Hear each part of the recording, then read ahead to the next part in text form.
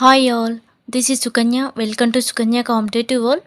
ఈరోజు మనం ఈ వీడియోలో తెలంగాణ గ్రంథాలయోద్యమం అనే టాపిక్ గురించి డీటెయిల్గా చూద్దాం. ఇక్కడ మనకి గ్రంథాలయోద్యమం నుండి ఖచ్చితంగా బిట్ వచ్చే ఛాన్స్ ఉంది. ఎక్స్పెక్ట్ చేయవచ్చు ఇక్కడ నుండి మనం క్వశ్చన్. గ్రంథాలయాలు ఇచ్చి వాటి ఇయర్స్ ఇచ్చి వాటి స్థాపకులను ఇచ్చి మనకి క్వశ్చన్ అడిగే ఛాన్స్ ఉంది. కాబట్టి ఈ టాపిక్ గురించి ఈరోజు ఈ వీడియోలో చూద్దాం. వీడియోలోకి వెళ్ళే ముందు మీరు కనుక ఫస్ట్ టైం నా ఛానల్ని విజిట్ చేస్తున్నట్లయితే ఖచ్చితంగా సబ్స్క్రైబ్ చేసుకోండి, లైక్ చేయండి. మీరు లైక్ చేయడం వల్ల ఈ వీడియో ఎక్కువ మందికి రీచ్ అవుతుంది, నాకు ఎంకరేజ్మెంటింగ్గా ఉంటుంది. ఫస్ట్ అసలు మనకి తెలంగాణ ప్రజలకి పుస్తకాల రూపంలో ప్రజల్లో చైతన్యం తీసుకురావడానికి మనకి గ్రంథాలయోద్యమం అనేది తీసుకురావడం జరిగింది. అంటే తెలంగాణ ప్రజల్లో మనకి సామాజికంగా, సాంస్కృతికంగా, రాజకీయంగా వీళ్ళు కొంచెం వెనుకబడి ఉండడం జరిగింది. ఇలాంటి టైంలో ప్రజలందరినీ ఏకం చేసి వీళ్ళకి ఎంతో కొంత నాలెడ్జ్ తీసుకురావాలనే ఉద్దేశంతో గ్రంథాలయాన్ని స్థాపించడం జరిగింది.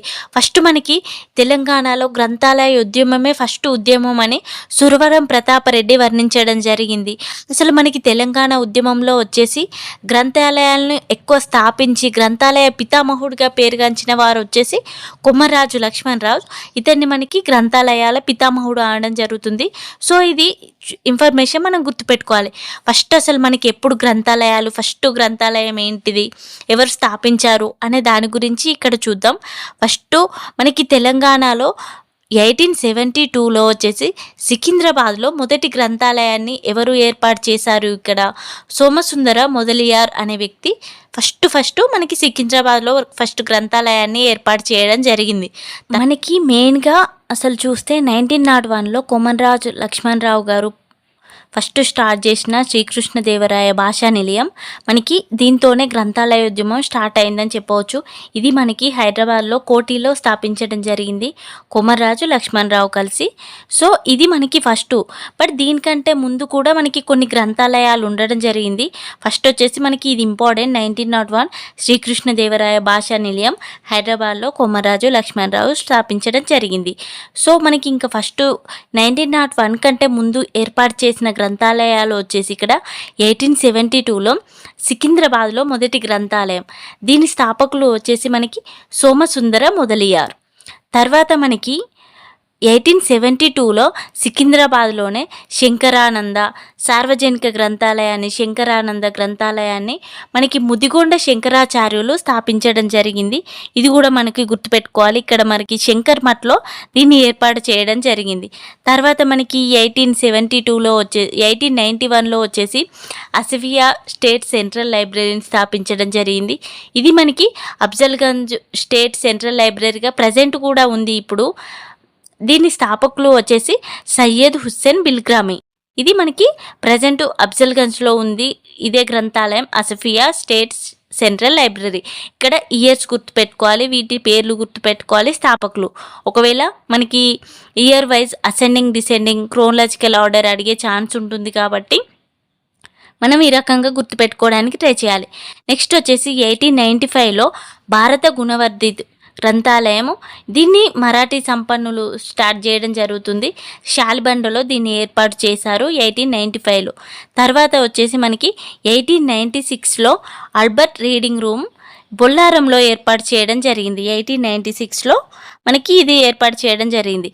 తర్వాత మనకి 1901లో ఏర్పాటు చేసింది మెయిన్గా శ్రీకృష్ణదేవరాయ ఆంధ్ర భాషా నిలయం అనేది చాలా ఇంపార్టెంట్. మనకి మెయిన్గా 1901 శ్రీకృష్ణదేవరాయ భాషా నిలయం చూస్తే దీని స్థాపకులు వచ్చేసి కొమర్రాజు లక్ష్మణరావు 1901లో స్థాపించడం జరిగింది. హైదరాబాద్లోని సుల్తాన్గంజ్లో స్థాపించడం జరుగుతుంది. ఈ గ్రంథాలయానికి మనకి స్థాపనకు సహకరించిన వారు కూడా ఇంపార్టెంట్. మునగాల రాజు నాయని వెంకట రంగారావు దీనికి సహకరించడం జరుగుతుంది. ఇది మనకి రావిచెట్టు రంగారావు స్వగృహంలో ఏర్పాటు చేయడం జరిగింది. మనకి తెలంగాణ గ్రంథాలయ ఉద్యమంలో భాగంగా స్థాపించబడిన ఫస్ట్ గ్రంథాలయం వచ్చేసి ఇదే మనకి శ్రీకృష్ణదేవరాయ భాషా నిలయం. దీని తర్వాత మనకి 1904లో రాజరాజ నరేంద్ర భాషా నిలయం మనకి హన్మకొండలో ఏర్పాటు చేయడం జరిగింది. దీన్ని కూడా మనకి కొమర్రాజు లక్ష్మణరావు గారే ఏర్పాటు చేయడం జరిగింది. తర్వాత వచ్చేసి మనకి 1905లో బాలభారతి భాషా నిలయం గ్రంథాలయం.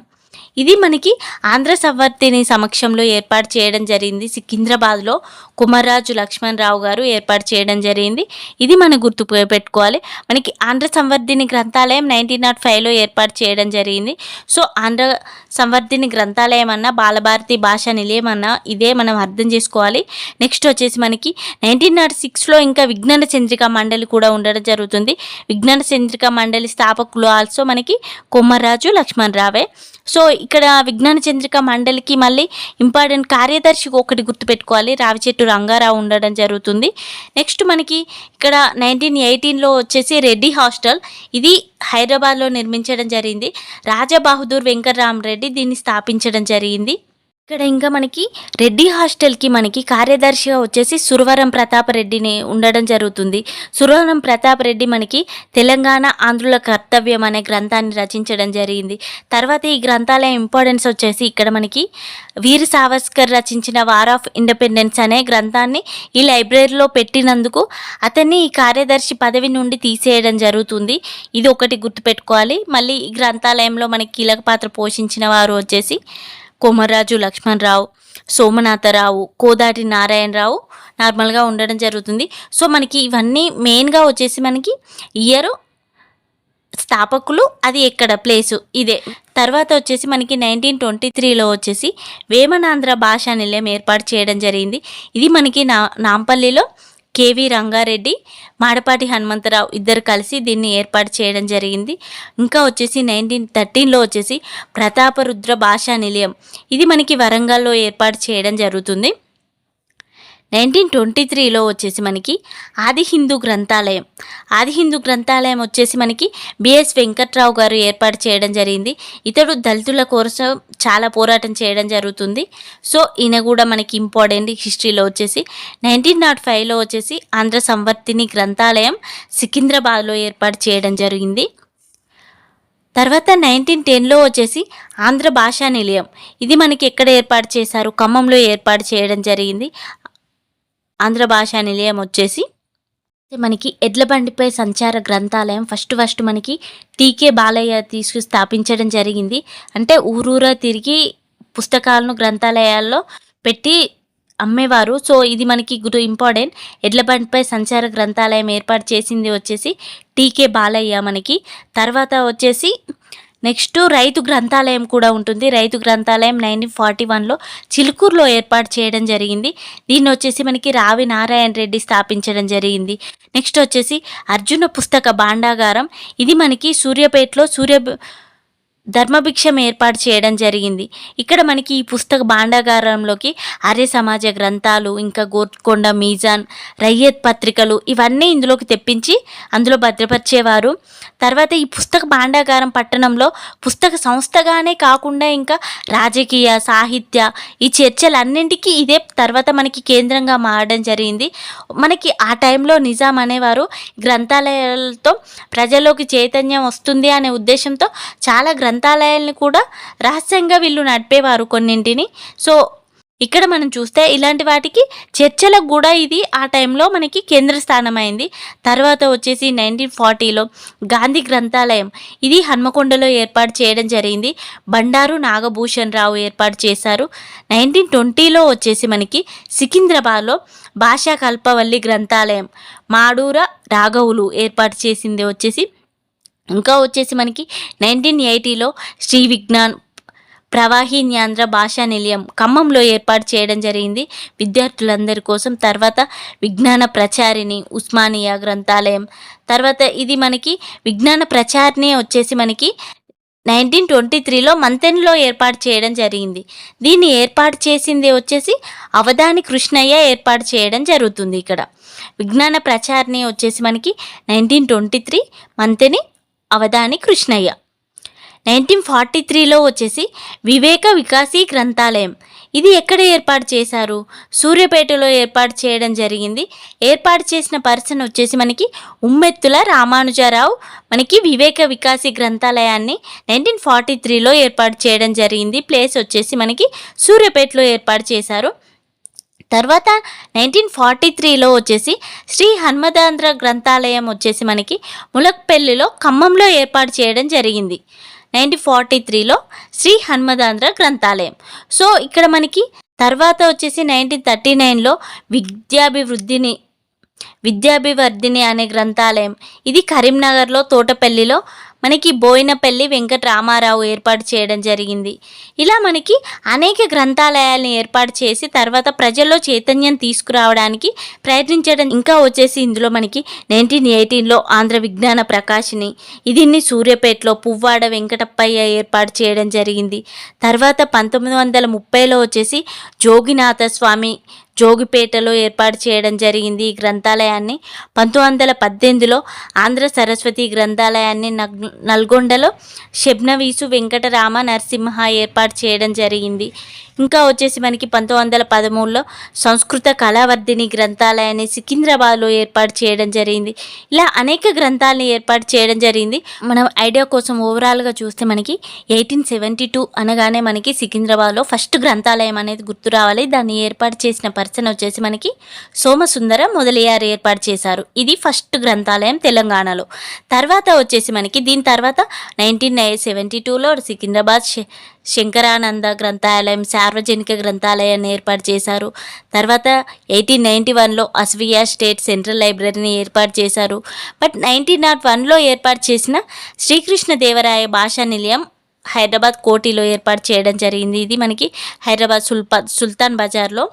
సో దీన్ని ఏర్పాటు చేసింది వచ్చేసి కోమర్రాజు లక్ష్మణరావు. ఇది మనకి ఇంపార్టెంట్. సో దీని తర్వాత వచ్చేసి మనకి ఇవి ప్రీవియస్లో రావడం జరిగింది. ప్రీవియస్ బిట్స్ చూస్తే తెలుస్తుంది మనకి. 1904లో వచ్చేసి రాజరాజ నరేంద్ర భాషా నిలయం కొమర్రాజు లక్ష్మణరావు ఏర్పాటు చేశారు. ఇది హన్మకొండలో. ఫస్ట్ శ్రీకృష్ణదేవరాయ భాషా నిలయం హైదరాబాద్, తర్వాత రాజరాజ నరేంద్ర భాషా నిలయం 1904లో హన్మకొండలో. తర్వాత మనకి 1905లో బాలభారతి భాషా నిలయం లేదా ఆంధ్ర సంవర్ధిని గ్రంథాలయం వచ్చేసి సికింద్రాబాద్లో కొమర్రాజు లక్ష్మణరావు ఏర్పాటు చేయడం జరిగింది. తర్వాత 1918లో వచ్చేసి రెడ్డి హాస్టల్లో గ్రంథాలయాన్ని ఏర్పాటు చేయడం జరిగింది హైదరాబాద్. రాజా బహదూర్ వెంకటరామరెడ్డి, దీనికి కార్యదర్శి వచ్చేసి సురవరం ప్రతాపరెడ్డి ఉండడం జరిగింది. దీంట్లో వీర్ సావర్కర్ రాసిన గ్రంథాల బుక్స్ని ఇందులో భద్రపరచడం జరిగింది. దీనికి సంబంధించి అలా భద్రపరిచినందుకు సురవరం ప్రతాపరెడ్డిని కార్యదర్శి పదవి నుండి తీసేయడం జరిగింది. సో మనకి ఇంకా సంచార గ్రంథాలయం వచ్చేసి టీకే బాలయ్య స్థాపించిన గ్రంథాలయం వచ్చేసి సంచార గ్రంథాలయం.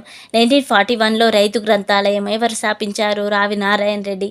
తర్వాత అర్జున పుస్తక గాండాగారం వచ్చేసి మనకి ధర్మభిక్షం సూర్యాపేటలో ఏర్పాటు చేయడం జరిగింది. విజ్ఞాన చంద్రిక మండలి ఇంపార్టెంట్. 1906లో మనకి హైదరాబాద్లో కొమర్రాజు లక్ష్మణరావు ఏర్పాటు చేయడం జరిగింది. సో వీటి గురించి టోటల్ ఇన్ఫర్మేషన్ చదువుకోవాలి మనం. ఇక్కడ మనం గుర్తుపెట్టుకోవాల్సింది వచ్చేసి ఇయర్ గుర్తుపెట్టుకోవాలి, దాని స్థాపకులు గుర్తుపెట్టుకోవాలి, ప్లేస్ గుర్తుపెట్టుకోవాలి. ఇంకా ఏదైనా దాని గురించి ఇంపార్టెన్స్ ఉంటే అది గుర్తుపెట్టుకోవడానికి ట్రై చేయాలి. ఇంపార్టెంట్ ఏరియా అనిపించింది కాబట్టి వీడియో చేశాను, రివిజన్ అవుతుంది అనే పర్పస్తో. నా కంటెంట్ కనుక యూస్ఫుల్ అనిపిస్తే ఖచ్చితంగా సబ్స్క్రైబ్ చేసుకోండి, లైక్ చేయండి. Thank you for watching.